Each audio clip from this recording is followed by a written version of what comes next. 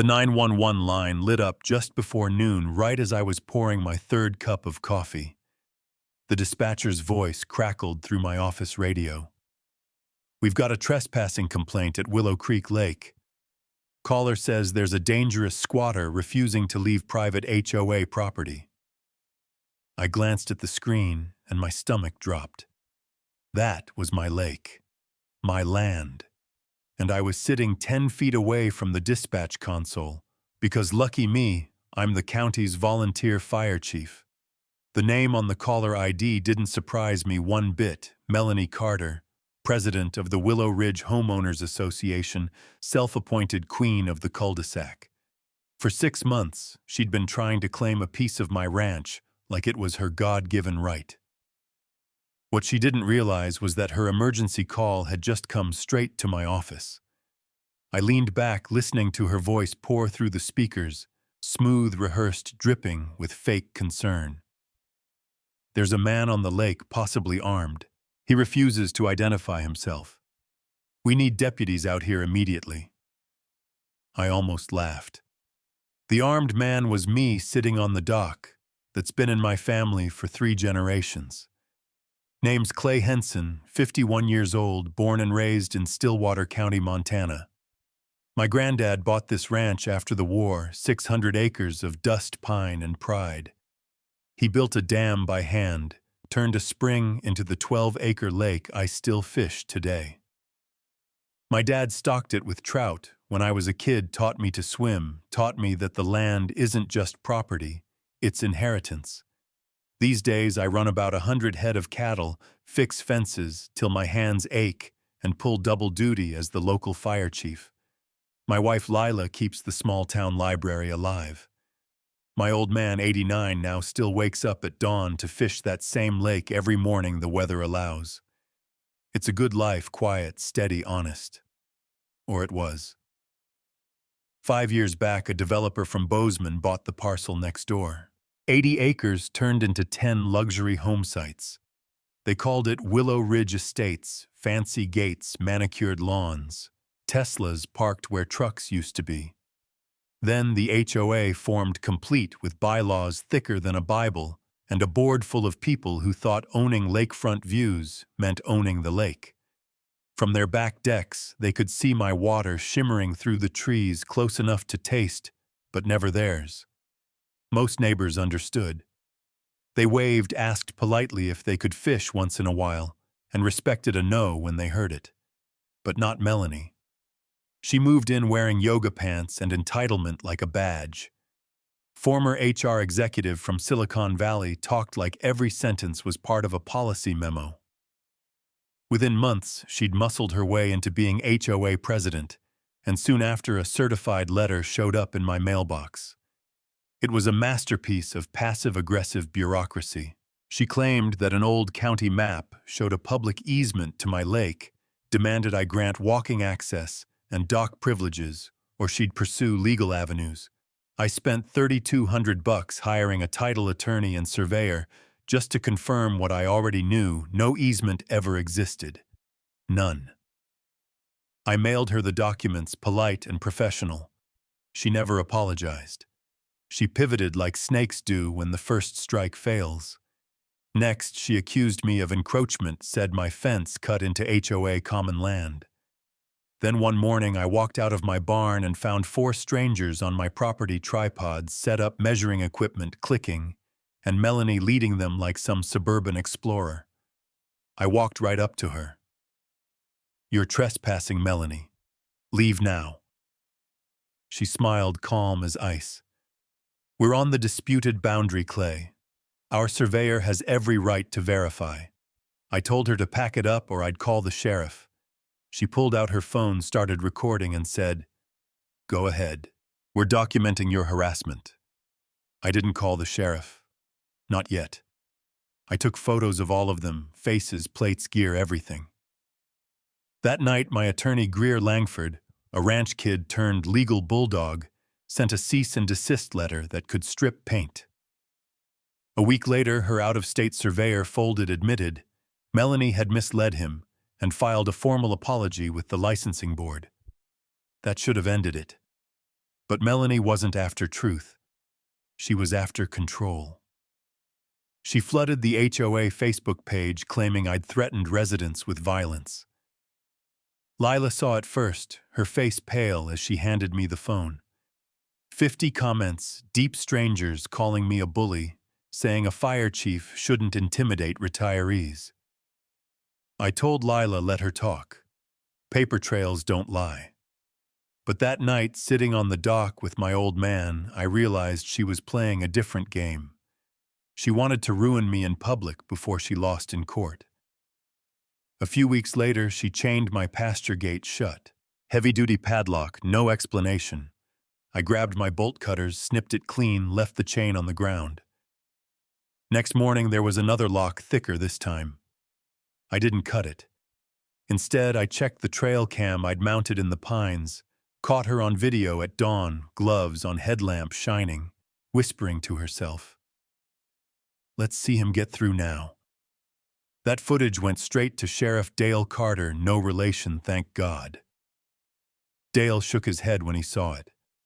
That's criminal mischief, at least, Clay. Want me to arrest her? I said. Not yet. Let's build the record. Over the next month, county inspectors started showing up, health department, environmental quality zoning. All anonymous complaints. Sewage leaks, algae blooms, illegal fishing business, you name it. Everyone came back clean. I filed Freedom of Information requests. Guess what domain the emails came from? WillowRidgeHOA.org. Melanie was weaponizing the government against me, filing bogus reports to bleed my time and sanity. But then she crossed a line she couldn't walk back. That day in the fire station, when I heard her 911 call claiming I was armed and trespassing, something inside me snapped, not with rage but with clarity. The dispatcher confirmed live on a recorded line that the property was mine. The sheriff marked it as a false report, and I sat there listening to her voice crumble when she realized the lie wasn't sticking. That night, I couldn't sleep. I started digging through HOA records, public filings, meeting minutes, developer permits. Around 2 a.m., I found it. The original HOA covenant promised homeowners exclusive recreational access to Willow Creek Lake, as secured by permanent easement. I stared at that line for a long time, then cross-checked the county's archive. There had never been an easement. The developer had applied once, years ago. Denied. Built the houses anyway. They'd sold million-dollar homes based on a promise that didn't exist. Melanie wasn't trying to steal my lake out of greed. She was trying to cover up a lie that could bankrupt the HOA. The next morning, I met with Sheriff Dale and Greer at Magpie's Diner, coffee strong enough to melt steel. Greer laid it out plain. We hit them 3 ways: lawsuit for harassment and trespass complaint to the state bar against their attorney, and pressure on the developer to come clean publicly.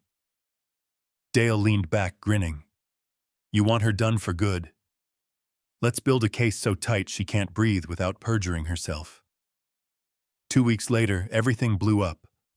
My cattle started acting strange, drooling, stumbling near the trough. The vet tested the water. Ethylene glycol. Antifreeze. Someone had poisoned my herd. I checked my last remaining camera near the culvert that fed the spring. There she was, 2 a.m, headlamp on, pouring something from a plastic jug into the water. I took that footage straight to Dale. He got a warrant the same day. Deputies searched her garage, found the half-empty jug, funnel, gloves, the works. When Dale asked if I wanted her arrested right then, I said no. Let her come to mediation first. Let her walk in thinking she's still in control. She didn't disappoint. 2 days before mediation, she called a TV station in Billings, told them a sob story about a wealthy rancher bullying retirees. The reporter, a young guy trying to make a name, called me for comment. I met him in town, handed over every document, videos, false reports, poisoning footage. His eyes widened with every page. She told me you were threatening her. I just smiled. You'll figure it out. The story aired the night before mediation. Viewers saw her 911 lie, the gate lock footage, the poisoning evidence. Sheriff Dale on camera confirming an active investigation. The internet lit up like wildfire. By morning, half the HOA board had resigned their insurance, dropped coverage, and Melanie was left alone in her mansion of lies. The mediation itself felt like the climax of a Western. County attorney at the head of the table, me and Greer on one side, Melanie and her nervous lawyer on the other, Sheriff Dale standing by the wall. I played every video in order: the trespass, the 911 call, the poisoning. Her face drained of color. When the final clip ended, the only sound was the clock ticking. Ms. Carter Dale said quietly, "You're under arrest for filing a false report and criminal poisoning of livestock." The click of the handcuffs was the cleanest sound I've ever heard. The HOA immediately voted to remove her, issued a public apology, and paid every cent of my legal fees. Melanie took a plea deal, probation, restitution, and the end of her so-called career. She sold her house at a loss and left Montana for good.